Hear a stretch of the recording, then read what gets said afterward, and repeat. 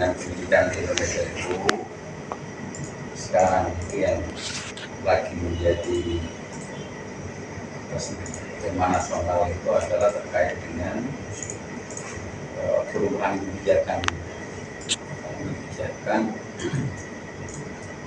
tentang evaluasi akhir di semua jenjang pendidikan. Kalau sebelumnya kan pemetaan pendidikan tidak menggunakan pemetaan secara nasional. Sekarang sudah mulai lagi dikembalikan pada sistem lama.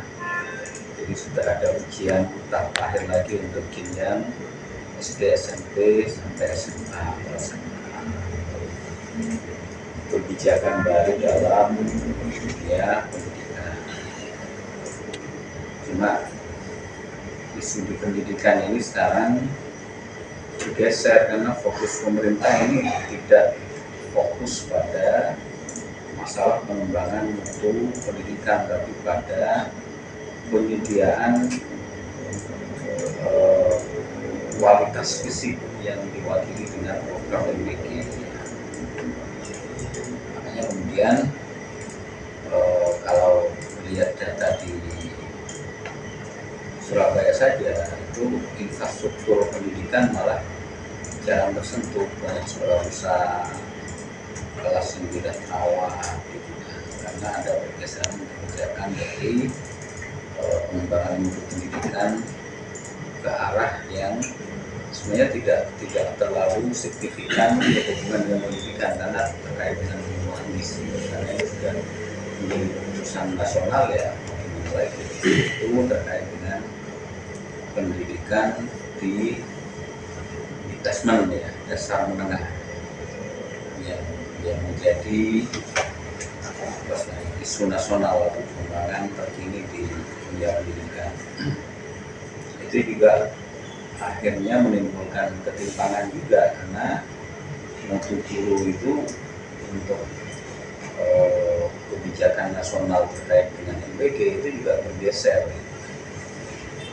Jadi mutu guru sekarang juga peningkatan mutu guru maksudnya itu juga menjadi problem nasional karena tidak ada kontinuitas dari kurikulum sebelumnya yang disebut dengan kurikulum merdeka dengan perubahan sekarang di kurikulum Mendiknas untuk pendidikan dasar menengah itu juga belum jelas caranya.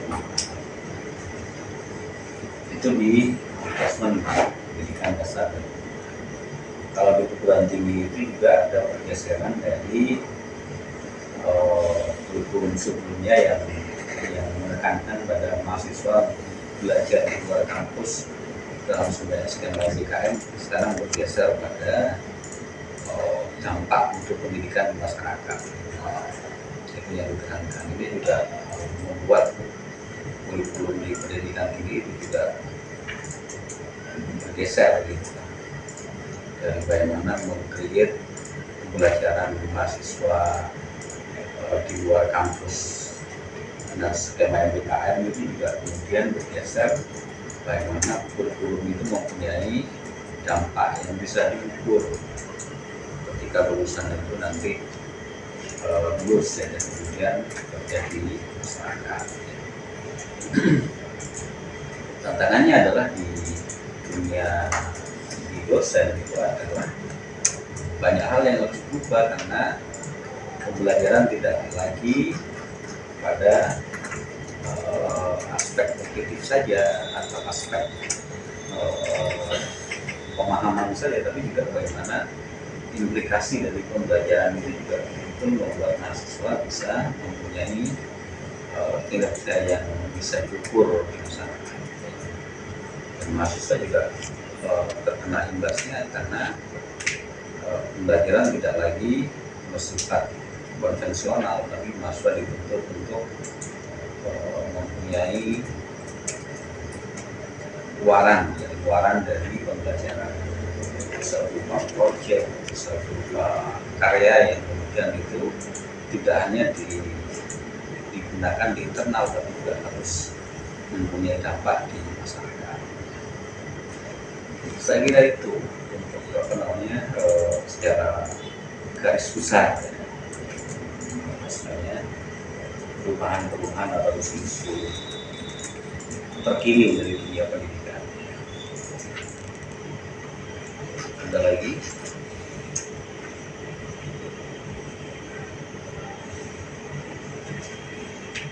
Dari kacamata Bapak, apa tantangan terbesar mahasiswa saat ini dalam membedakan informasi kredibel dengan informasi di tengah gapura media sosial?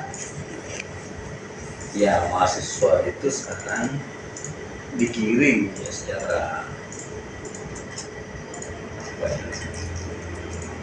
anggaplah desain global dengan banyaknya informasi, dan mahasiswa kadang-kadang ya larut di dalamnya, tidak bisa membedakan mana yang harus dilihat, mana yang harus dicerna, mana yang harus didahulukan.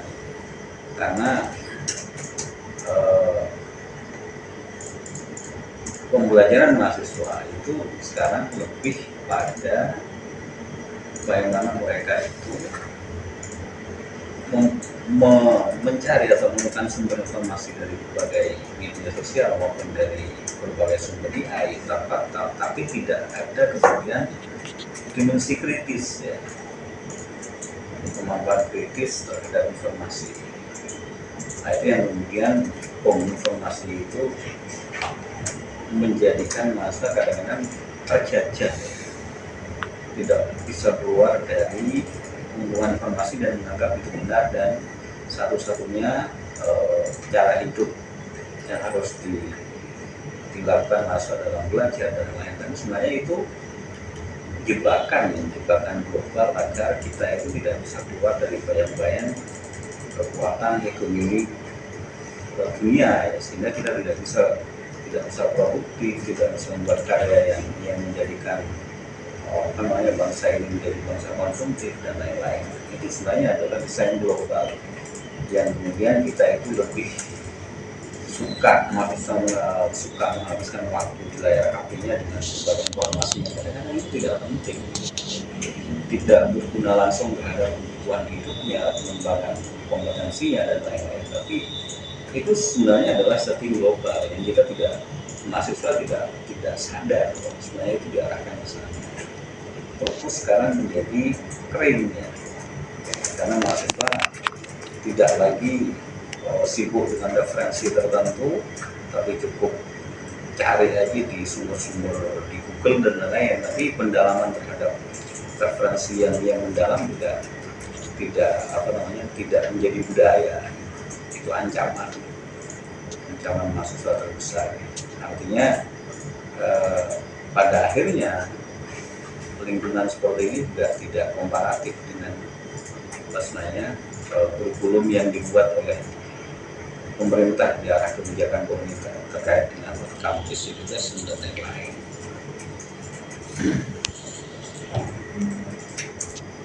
Saat ini penggunaan teknologi seperti ChatGPT semakin masif di kalangan mahasiswa sebagai pendidikan. Bagaimana Anda memandang batas etika pengguna AI dalam tugas akademik agar tidak mengerus kemampuan berpikir kreatif siswa?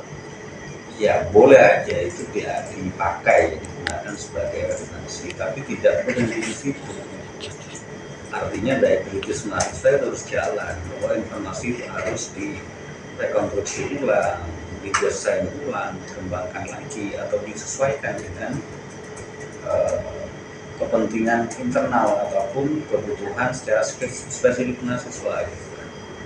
Jadi ini sebenarnya juga tugas dosen agar bagaimana desain evaluasi ini tidak kemudian bisa dijawab dengan mudah dengan menggunakan teknologi seperti ChatGPT dan lain. Artinya harus ada keseimbangan antara desain yang dikembangkan oleh dosen dan kemudian juga etika yang dibangun dari mahasiswa, sehingga daya nalar kritis mahasiswa itu kemudian tetap berjalan, tidak hanya mengandalkan informasi yang di-create oleh teknologi, tapi juga ada kontribusi dari mahasiswa itu untuk mendesain ulang, berkontribusi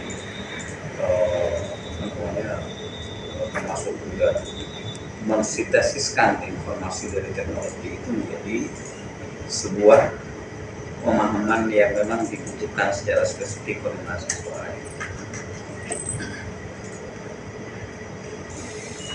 Program kampus berdampak sedang didorong oleh kementerian agar hasil riset tidak hanya berakhir di jurnal, tetapi langsung dirasakan masyarakat. Sejauh mana riset ini di fakultas saat ini dirasakan ke ya ini yang juga menjadi problem. Jadi apa yang dilakukan dosen dalam penelitian kadang-kadang tidak sepenuhnya menjadi kebutuhan yang ditunggu oleh masyarakat. Artinya ini juga menjadi beban yang menjadi PR perguruan tinggi, tidak hanya menjadi menara gading yang seolah-olah penelitian itu bagus, tapi tidak mempunyai dampak signifikan terhadap sebenarnya. Kalau bicara dampak itu sebenarnya adalah bagaimana sebenarnya hasil-hasil penelitian itu ya secara sederhana bisa menjawab persoalan-persoalan masyarakat, misalnya tentang kesulitan masyarakat dalam pemerintahan, solusi pekerjaan, masalah-masalah pendidikan, masalah pendidikan di keluarga dan lain. Misalnya bagaimana sebenarnya hasil penelitian itu memberikan atau mendorong kebijakan yang dibicarakan pemerintah baik secara regional, wilayah, lokal dan nasional itu bisa mengubah budaya di dalam masyarakat dalam pola parenting, pola ekonomi, pola kegiatan lainnya seperti budaya dan lain-lain. Itu juga menjadi problem karena riset kita itu terutama di bidang pendidikan itu masih bicara tentang penggunaan metode dan lain yang kadang-kadang itu ketika diaplikasikan di sekolah itu juga menjadi tantangan karena infrastruktur sekolah kemudian juga kemampuan itu juga kompatibel dengan penggunaan metode-metode baru. Baru-baru ini regulasi baru dari Kementerian Pendidikan tertinggi terkait kapasitas baru karir dan penghasilan dosen. Menurut Bapak, apakah aturan ini sudah cukup menjawab keresahan dosen mengenai beban administrasi yang seringkali menambah tugas terhadap Ya, ada hal yang sebenarnya harus digaris bawahi bahwa sebenarnya tugas administratif dosen itu sebenarnya bentuk tanggung jawab yang itu harus muncul dalam bentuk data dan dokumentasi. Artinya apa? Tanpa tanggung jawaban itu tidak bisa dilihat kalau tidak ada dokumen dan data. Jadi tidak bisa itu kemudian dianggap sebagai beban.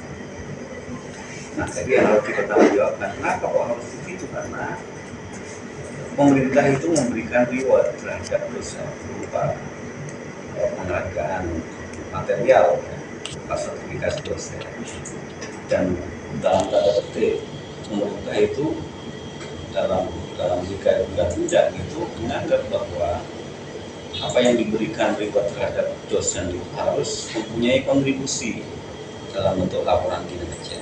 Nah, itu yang kemudian dibentuk dalam bisa dilihat dalam bentuk dokumen kinerja yang kadang-kadang itu dianggap sebagai beban bagi dosen, tapi tidak semuanya benar kalau itu dianggap sebagai beban. Dan saya kira kita tidak bisa banyak berharap terhadap angkutan pemerintah untuk keterangan dosen apalagi di perguruan tinggi swasta. Nah, keterbatasan dana dan lain-lain, tapi sebenarnya kontribusi yang sudah didapat itu kemudian kita harus menjawabkan dalam bentuk kinerja. Saya kira aturan-aturan pemerintah itu sudah sangat apa? Memang tidak cukup membuat kesejahteraan dosen itu meningkat secara drastis, tapi paling tidak sudah memberikan tambahan sehingga penghasilan dosen itu tidak hanya ditopang oleh lembaga tempat pekerjaannya kami juga dibantu oleh pemerintah untuk membuat sertifikasi. Saya kira itu